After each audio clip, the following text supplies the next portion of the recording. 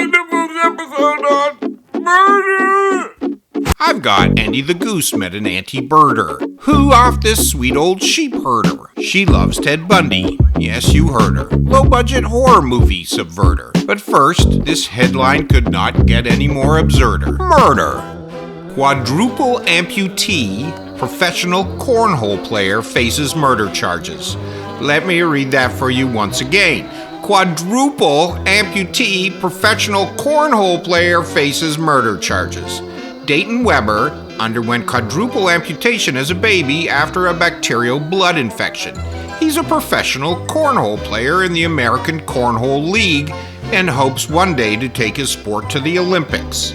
In March of 2026, he was driving a car with 3 fellow workmates when he got in an argument with the person in the passenger seat, probably about whether cornhole should be in the Olympics. Weber took out his gun and shot the passenger twice in the head. Wait, the quadruple amputee took out a gun and shot somebody while driving. Unbelievable. But as Weber said in his ESPN documentary, if you put your mind to it, anything is possible. Here's a video I bet he wishes he never posted. It's of him firing a gun. What an inspiration for kids with disabilities. Murder. Mail order murder. Wave Productions has been around since the late 80s. Basically, a bunch of schlubby guys from New Jersey started making lo-fi horror movies with their video cameras. They were not good, but man were they having fun. They decided to fund their productions by making custom films. If you gave them money and a concept for a movie, they would make it for you and mail you a VHS copy. As you can imagine, things got pretty weird. Alien Autopsy, Cannibal Doctor, Quicksand, Thunder and Lightning, and The Time Travelers. There was no sex or full nudity, but pretty much anything else was fair game. Wave's actresses went on to become Z-movie icons. There was Tina Kraus, Pamela Such, and Debbie D. All of them got murdered hundreds of times. The craziest part is that Wave Productions is still around. It has been 40 years and somehow they have not gotten any better at making movies. That is real talent.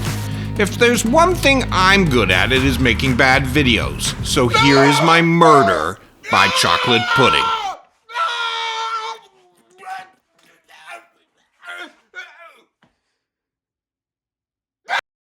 Murder. Why do some women find serial killers hot?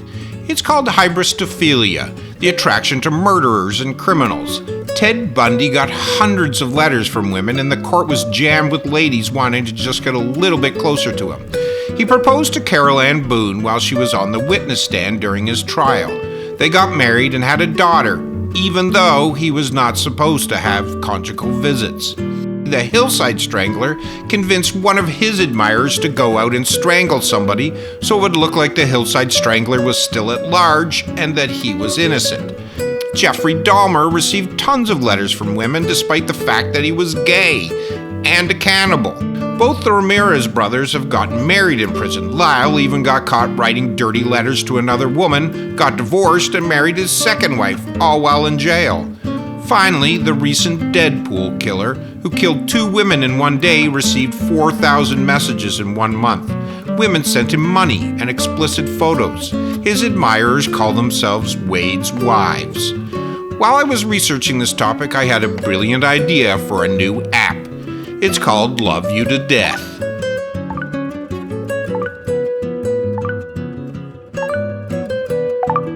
Murder. Who murdered Ötzi? The longest cold case ever. On the plus side, Ötzi was killed 5,200 years ago, so I'm pretty sure the murderer is dead too. 2 German tourists found Ötzi's body in a crevasse while they were hiking. How did they know he was murdered? Well, at first scientists found a defensive wound on his hand. It was a cut right down to the bone. Somebody tried to knife him and he blocked it.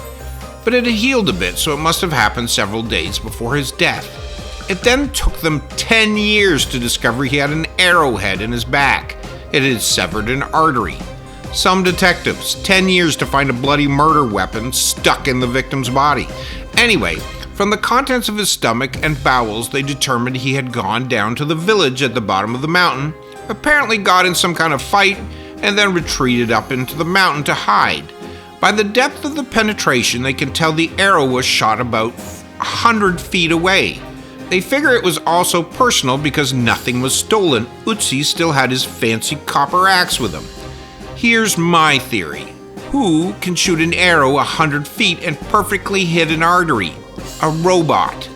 Ötzi was killed by a Terminator sent back in time to kill him because he was the great-great-great-great-great-great-grandfather of John Connor.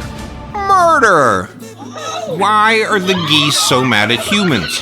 There is even a murder goose theme taken from the delightful Untitled Goose Game from a couple of years ago. To explain their anger, let me tell you a little story. Once upon a time, there was a goose born with no feet. His name was Andy. Luckily, Andy met this human, Gene Fleming, who was both an inventor and a member of a local charity for disabled kids. Gene made special shoes for Andy and taught him to walk in them. Nike soon heard about the pair and offered Andy a lifetime supply of shoes. The two even went on The Tonight Show with Johnny Carson. Then, in 1991, Andy disappeared, and then reappeared the next day in a park, murdered. Andy was missing his head and wings. Who could have done this? Everybody loved Andy.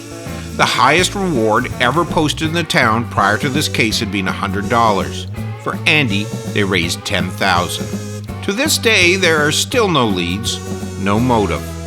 I think I know what the murderer was after. It was those pumped up kicks.